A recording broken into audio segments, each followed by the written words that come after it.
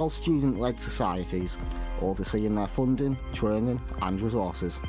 They also act as the liaison for student media and chair the Societies and Media Committee. Their goal is to boost student participation, foster a sense of belonging and ensure extracurricular activities are inclusive and accessible to everyone. Good evening, folks. I'm Leo Gomez, and I'm joined today by Activities Officer candidate Louisa Hollyoak. Welcome, Louisa. Hi. Now, to start, in your manifesto, you wrote that you want, through social media, to spotlight smaller societies in order to boost their membership and bring greater awareness to people of the different opportunities at York. Could you please explain what the current issues faced by small societies are when trying to advertise themselves? I just find that they generally struggle because they're only kind of represented at the minute at Freshers' Fair, and unless you have a specific interest or anything, that they're quite hard to just generally advertise themselves. And I think that giving them a boost, especially through the SU website, which I felt that's where I went to discover more societies. And I think because we're such a big university and we have so many wonderful societies of different ranges, it's really hard to decide which ones you pick, and a lot of people end up just not picking at all. All right, thank you. Moving on, in your manifesto, you write that you will emphasize inclusivity and community of the University of York by promoting diversity within societies through open communication between internal bodies in the SU and the university.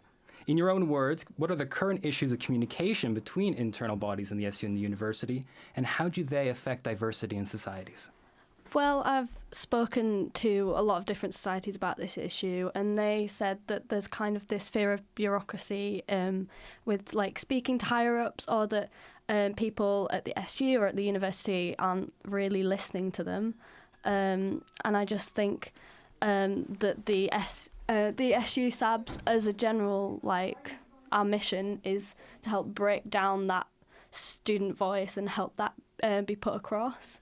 I think this generally would help with any sort of diversity. I think the more voices that are heard, the better, and then that just would help higher-ups at the uni to actually listen to what generally what committees want.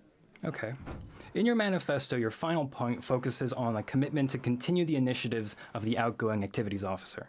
Mm-hmm. Specifically, you mentioned the Challenge Week and reserved but not for students. And in regards to the latter, how do you plan to address the issues of room bookings, and how will your strategies differ from the ones used prior? Well, like I said before, a lot of societies have complained about specifically plan on. I think what I would want to do is have most societies generally have a set day that they would want to book a room out for, and I think they would like to be able to set that room out for rather than make it so contrary to try and book a room, just generally make student life easier, especially for committees. It's a big struggle, and I think the reserved but not for students is such an important initiative that we need to get behind. Mm-hmm. Your first manifesto point emphasizes the importance of supporting smaller and more overlooked societies. Mm-hmm. While problems like funding and room bookings often affect a majority of societies, some niche or more complex societies like the student cinema often face issues that get overlooked due to a focus on majority initiatives. While executing your aims of your first and final points, how would you balance addressing the issues of majority while supporting those with niche issues?